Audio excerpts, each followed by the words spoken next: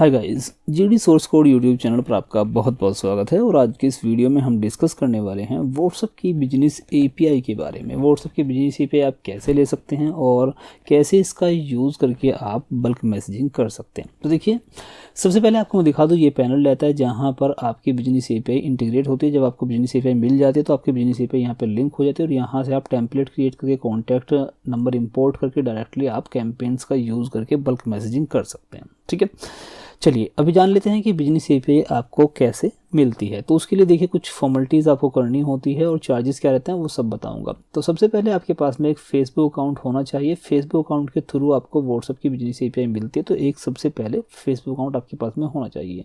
दूसरे नंबर पर है आपका without register WhatsApp phone number, एक ऐसा फ़ोन नंबर जिस पर व्हाट्सएप अकाउंट अभी तक नहीं बना है और अगर बना है तो आपको वो डिलीट करना होगा। सपोज करिए आपके पास में कोई फ़ोन नंबर है जो अभी आप बल्क मैसेजिंग में करने के लिए थर्ड पार्टी एप्लीकेशन में आप यूज़ करके उसका मैसेजेस कर रहे हैं।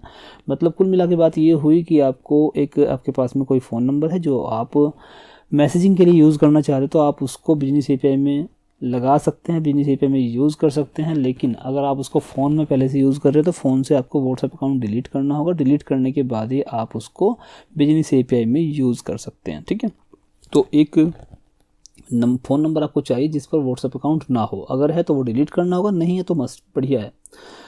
उसके बाद आपके पास में एक एमएसएमई सर्टिफिकेट या फिर जीएसटी सर्टिफिकेट में से कोई एक सर्टिफिकेट आपके पास में होना चाहिए। वो सर्टिफिकेट उसी नाम से होना चाहिए जिस नाम से आप बिजनेस एपीआई यूज़ करना चाहते हैं, मतलब जिस भी नाम से आपको मैसेज सेंड करना है। क्योंकि जब आप मैसेज सेंड करते हो बिजनेस एपीआई तो वही नाम जाता है जो आपका बिजनेस में आपने यूज़ किया, बिजनेस एपीआई में जो भी आपने यूज़ किया है। ठीक है, उसके बाद देखिए, डेबिट और क्रेडिट कार्ड आपके पास में होना चाहिए। डेबिट और क्रेडिट कार्ड वीज़ा या फिर मास्टर का होना चाहिए। ठीक है, अगर आपके पास में रुपए वाला डेबिट कार्ड है तो उससे आप पेमेंट नहीं कर पाएंगे, उसको आप यूज़ नहीं कर पाएंगे, क्योंकि फेसबुक जो है वो एक फ़ॉरेन कंपनी है, बाहर की कंपनी, विदेशी कंपनी है। तो विदेशी कंपनी को पेमेंट करने के लिए आपको वीज़ा या फिर मास्टर का डेबिट कार्ड, एक ऐसा डेबिट कार्ड जिस पर ट्रांजैक्शन इंटरनेशनली इनेबल हो। मतलब देखिए, हर एक डेबिट कार्ड पर international transaction by default enable नहीं होती है, इसको आपको इनेबल करना होता है। जिस भी बैंक आपके पास में डेबिट कार्ड है उस बैंक की एप्लीकेशन अगर आपके मोबाइल में है तो आप वहाँ से भी कर सकते हैं, अदरवाइज़ आप बैंक में जा करके इंटरनेशनल ट्रांजैक्शन इनेबल करा सकते हैं। ठीक है,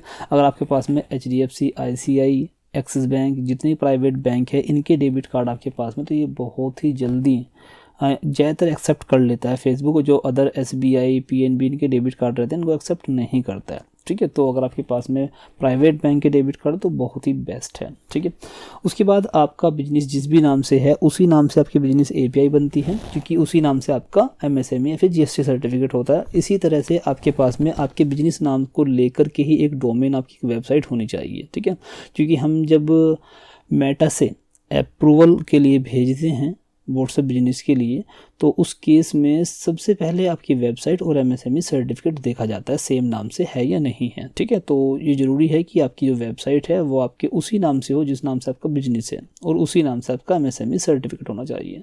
तो ये तो हो गई फॉर्मेलिटीज़। अब बात कर लेते हैं जो पैसा डिडक्ट होता है मैसेजेस का, तो वो क्या होता है। देखिए, वो होता है प्रमोशनल मैसेज का 78 पैसा और यूटिलिटी मैसेज का 12.5 पैसा। आपका मैसेज किस टाइप का है, वो प्रमोशनल है, यूटिलिटी है, ये आपके ऊपर डिपेंड करता है कि आपका मैसेज किस टाइप का है।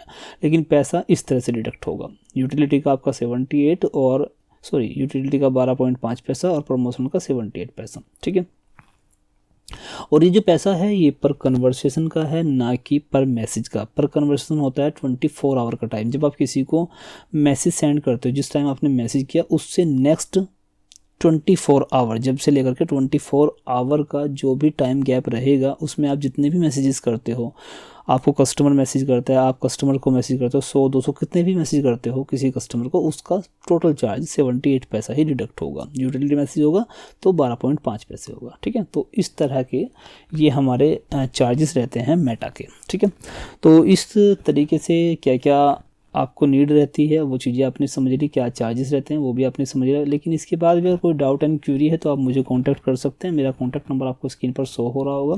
और अगर आपने अभी तक बिजनेस एपीआई नहीं लिया और आपको बिजनेस एपीआई लेना है अपने बिजनेस को प्रमोट करने के लिए, तो आप हमें कॉन्टैक्ट कर सकते हैं। हम आपको पूरा प्रोसेस करके देंगे, साथ में पैनल में इंटीग्रेट भी करके देंगे आपको।